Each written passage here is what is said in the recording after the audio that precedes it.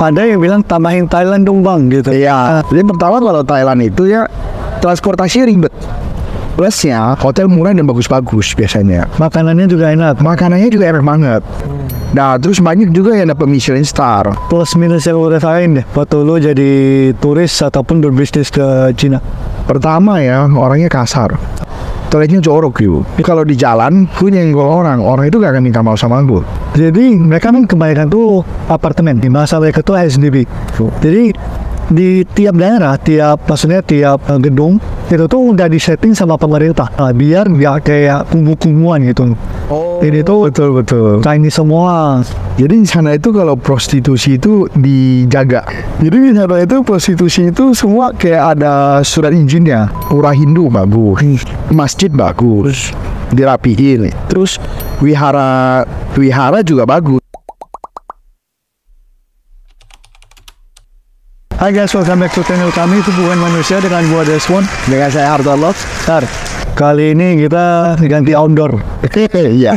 Biar gak bosen lah. Biar gak bosen lah. Layarnya itu terus. Orangnya itu terus.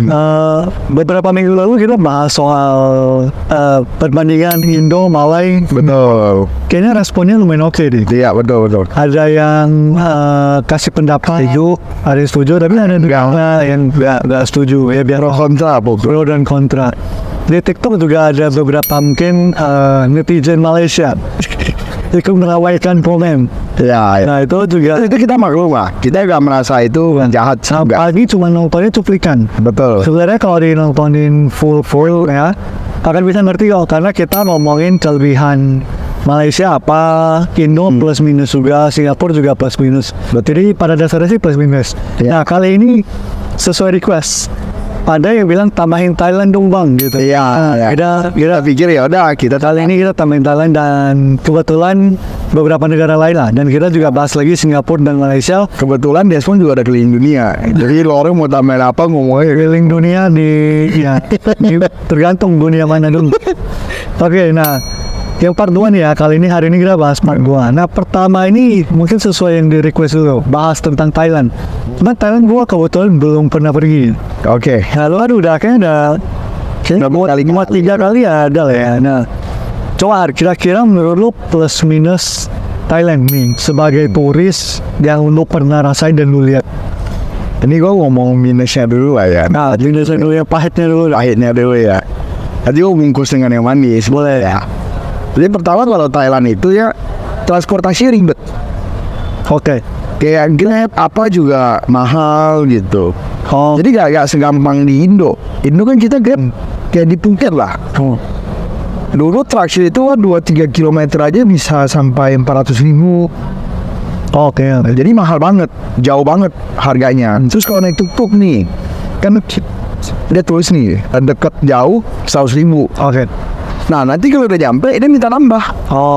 Itu berarti dia itu gak ada patokannya. MRT kayak di Singapura, Malay gitu. Mungkin ada ya, tapi karena kita mungkin gak familiar ataupun gak ngerti, kita gak pakai. Tapi gak seperti di Singapura lah yang dimana-mana semua orang pakai gitu. Tapi yang lo maksud tuh kayak pesen Grab atau kayak taksi-taksi yang gelap gitu. Nah, di sana itu lebih parah sih taksi gelapnya. Kalau Grab itu kan enak nih, udah sistem. Iya, udah ada sistemnya. Walaupun mahal ya lu udah tahu ini mahal gitu. Kalau taksi gelapnya sering dulu masih ingat tuh, pernah kita naik taksi nih dari bandara mau ke hotel. Sebelum nyampe hotel dia suruh kita bawa lo orang mampir ke toko permata mau gak? Ingat gak? Dia gitu-gitu. Nah dia bilang nanti casnya murah dah. Jadi cuma cas 100.000, harusnya 300.000 gitu. Lo orang mampir aja gak usah beli gak apa-apa. Nah kayak gitu-gitu tuh ribet tuh. Nanti kalau pas gue gak beli ribut mereka. Gitu. Jadi ya sering kayak gitu. Itu transportasinya. Kedua, sering ada scam juga. Kayak water sport apa segala macem tuh. Dengar lah ya, kita dengar orang sering banget ada scam. Kayak tadi nggak rusak, dia bilang rusak. Jadi kalau seandainya ke sana mau sewa motor apa tuh harus hati-hati banget. Kayak yang benar-benar terpercaya lewat aplikasi Klook atau Traveloka atau apalah gitu. Nah, itu kan minusnya nih. Plusnya di sana itu hotel murah. Hotel murah dan bagus-bagus biasanya. Makanannya juga enak. Makanannya juga enak banget. Makanannya kalau sama David ya, paling suka tuh makanannya tuh, enak banget. Jadi makanannya bisa dibilang harganya murah terus enak. Nah, terus banyak juga yang dapat Michelin Star. Mungkin di Indo kan belum masuk ya Michelin ya.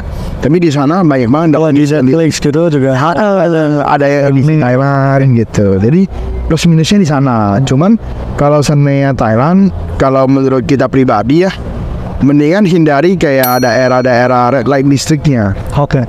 Karena itu sering ada scam, sering di scam lah. Contoh kita udah mabuk, nanti kitanya disuruh ngapain gitu. Kayak belanjanya gitu katanya asik banget. Nah, kalau belanja sih surga belanja ya. Cuma kebetulan kan biasa aja ya. Kalau bukan tipe yang terlalu belanja. Tapi kalau seandainya buat cewek, wah gila itu sih biasa sih pergi koper kosong pulang full. Iya, biasanya juga banyak just tip orang buat lagi apa BOBKK. Jadi itu sih sadis banget lah kalau belanja ya. Cuma kalau daerah wisata ya lumayan oke lah, standar lah ya. Cuman kalau yang bikin orang males pergi itu sih transportnya selalu bikin pusing lah transportnya gitu. Oke. Lebih parah lah dari Indo menurut gua. Siap. Transportnya lebih parah dari Indo. Jadi ya oke. Indo tuh masih Grab Gojek tuh masih bagus gitu. Nah, kita masuk ke yang pertanyaan kedua. Nah, tadi kita bahas Thailand. Nah, sekarang sebelum kita masuk ke Singapura, Malaysia lagi, kita bahas Cina. Nah, ini Cina nih. Lu kan dulu juga beberapa kali ya kayak bisnis trip. Buat dulu ada kali 20-30 kali dulu. Ada ya sebanyak itu. Sering banget kan dulu kan sambil kerja ya. Kira-kira plus minus yang lu rasain deh waktu lu jadi turis ataupun berbisnis ke Cina. Pertama ya, orangnya kasar. Oke. Jadi orangnya itu kalau kita nawar nih, mau masih ingat tuh dulu, nawar mau beli buah peach. Mau beli buah peach, dia satunya itu 10 yuan ini katakan. Nawar dong, kan di pasar nih, nawar 3,20 boleh gak? Langsung dikatain, lu bego ya? Langsung gitu. Waduh, kaget kan gue kan. Lihat nih, nawar langsung gitu. Itu satu. Kedua, toiletnya jorok yuk. Iya, toiletnya jorok banget. Gak ada lawan lah toiletnya. Yang penting toiletnya lu kalau di Indo ya udah kayak surga ya toiletnya. Kalau di sono sih kacau lah, toiletnya sih kacau banget. Nah, yang ketiga itu kalau di jalan lu nyenggol orang itu gak akan minta mau sama gue. Jadi lu gak usah terlalu banyak berharap. Gak usah baper. Betul. Lewat aja. Betul. Ataupun kaki lu diinjek orang, gak usah. Nah, begitu juga lu injek kaki orang, orangnya juga gak akan samperin lu, enggak. Orangnya malah jalan aja udah peduli setan. Betul. Itu yang paling kelihatan. Nah, tapi bagus ya. Ini plusnya ya. Oke. Makanan murah banget jujur. Terutama Chinese food lah ya kan. Uangnya juga dijaga banget. Jaga banget buat dia tinggi. Betul. Karena kalau dulu kita bisnis itu, kalau seandainya China itu dia orang selalu ada kayak garansi gitu loh. Kalau nanti dia orang lebih tinggi, dia orang akan subsidi gitu. Oke. Jadi selalu dijaga banget lah. Itu satu. Makanan murah. Jadi lu makan kenyang, kalau zaman nyawa dulu 10.000 itu bisa. Apalagi lu makan jalanan, buset, lu kaget lah. Kayak cakwe segede gini 2.000 gitu. Kalau di Jakarta kan jarang tuh ketemu gitu ya. Itu satu. Kedua, orangnya kerjanya perfeksionis. Jujur lumayan dan cepet banget. Jadi pernah satu kali itu gua lewat satu jalan ya, itu masih aspal, masih gak ada apa-apa. Besoknya gua lewat jalan yang sama, itu udah konblok semua. Udah standnya udah berdiri semua. Standnya kayak stand permanen lagi. Wah bingung sih itu bikinnya gimana. Bener-bener kerjanya itu cepet banget. Itu jadi bener-bener kayak orang bikin semi mall gitu lah. Kayak ada stand jualan makanan, jualan minuman gitu. Cepet banget. Jadi di sana tuh kerja cepet banget. Dan yang ketiga, mereka itu kalau kerja ngobrol-ngobrol. Oke. Mereka jarang kerja sambil ngobrol. Beda sama orang. Ya kalau kita kan suka sambil kerja ngobrol ya waktu cepat berlalu. Rokok dulu. Kalau dia enggak, dia kerja tuh. Jadi kalau dulu kita ngobrol nih sama pemilik pabrik, dia bilang kalau di sana orang kerja itu gak ada yang ngobrol. Semuanya kerja aja. Udah budayanya berarti. Udah budayanya gitu. Itu sih. Nah, kalau lu sendiri kan juga. Kalau gua kebetulan tuh pernah ke China itu 3 kali. Tapi ini tuh semuanya ikut tour. Jadi lebih aman lu ya. waktu itu ya pergi sama keluarga sih 2 kali, sekali sama kantor dulu. Jadi pertama tuh ke daerah Beijing dan sekitar, kedua itu ke daerah Shanghai dan sekitar, yang terakhir itu Pulau Hainan yang mau dijadikan jadi Hawaii-nya Asia kata. Oh iya. Yang ketiga tempat itu kesamaannya kalau tur itu tuh selalu dibawa ke itu aja. Persis. Pertama itu lu dibawain pergi tempat teh, tapi juga terkenal banyak dipalsuin sih tehnya. Iya. Maksudnya dengernya ya. Jadi pas dikasih tas itu yang bagus, tapi nanti pas pulang, misalnya kita yang Jawa ada beberapa piece yang atasnya yang bagus, yang bawahnya ntar yang jelek. Nah, itu sering dengar. Lalu yang kedua itu suka dibawa ke latex. Oke. Latex itu kayak kasur. Nah gitu-gitulah. Itu sering juga dengar tuh kalau lu beli nanti yang dikasih gak sesuai. Oke. Maksudnya cukup beda. Nah, jadi lu harus benar-benar ngecek pas lu beli, kalau lu tur ke China. Kalau di lantai kan dipres, susah dong Press. Makanya jadi kayak lu benar-benar waktu dia bungkusin apa tuh lu harus liatin. Oke. Karena mereka bisa kasih yang lain. Oke. Lu gak mungkin balik dong, Ben. Iyalah. Lu kalau udah pulang sampai Indo, lu kan gak mungkin buka pasti hotel. Ya. Gitu. Yang ketiga itu dibawa ke tempat perhiasan. Oke. Wah, ini sih scamnya sih banyak. Ini sih gua itu sih udah sering denger, ini udah sering banget. Waktu itu yang pas versi gua nih, gua pergi. Jadi dia itu tuh pas kita datang, dia mau kita ke ruangan, dijelasin lah biasa ini apa-apa. Tiba-tiba ada yang buka pintu. Sorry, ini ada tuan muda mau datang. Nah gitu kan. Jadi si yang lagi jelasin ini ngomong ke kita, tuan mudanya mau datang nih, tolong nanti bantu tepuk tangannya gitu ya. Nah tuan mudanya datang bilang, oh gua ini anaknya pemilik perusahaan bla bla bla, karena hari ini gua yang spesial, gua bawa kalian ke dalam ruangan deh spesial. Nah itu di dalam ruangan dia itu kayak misal dia temenin lu lihat, dan lu lihat, lu bilang ini lu suka gak? Ini sebenarnya harganya misal tertulis nih, let's say lah rupiah gitu ya, misalnya 10 juta. Dia bilang, oh karena khusus buat lu, gue turun 5 juta aja. Ntar pelayanan dia, pelayanannya tiba-tiba kaget, kayak, gak boleh pak, ini nanti saya dimarahin. Gila gak apa-apa, saya tanda tangan. Gitu, jadi pas gua cerita ke teman di yang lain, teman gue juga kayak gitu ternyata. Betul. Jadi selalu ada scam seperti itu. Jadi dari China ya hati-hati untuk scamnya seperti itu. Itu minusnya lah. Lu ikut tur pun kena ya? Ya kena juga. Justru tur itu karena tur. Karena tur. Lucu ya kalau kita tempat lain. Karena turnya gak mahal. Misal lu tur ke China, lu di termasuk tiket pesawat segala macam misal cuma 10 juta atau belasan dikit. Tapi dia dapat fasilitas bagus. Ya. Sebenarnya ya lu dibawa keliling juga mau belanja. Ya dia udah dibayar lah. Ya, tuannya dari sono. Kalau plusnya menurut gua itu di sana tuh unexpectednya itu setiap daerah tuh bagus. Iya. Jadi kayak misal kita di Jakarta kan bagus. Tapi kalau kita keluar dikit ke daerah misalnya Bekasi atau mungkin samping-samping makin jauh kan udah banyak yang nggak develop. Betul.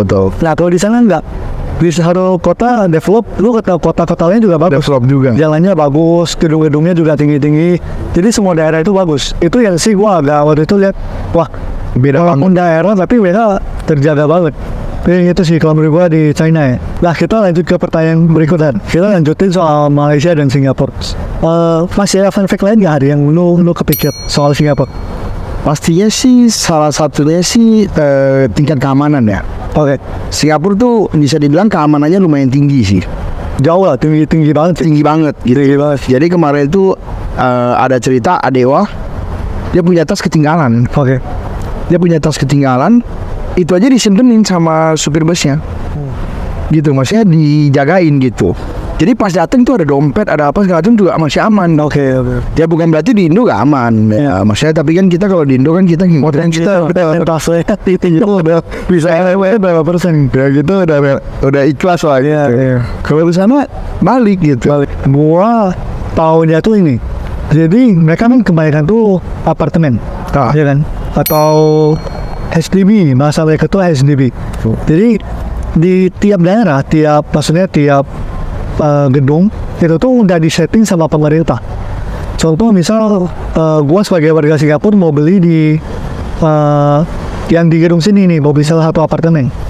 pemerintahnya ada data di sana itu penduduknya itu ada siapa aja.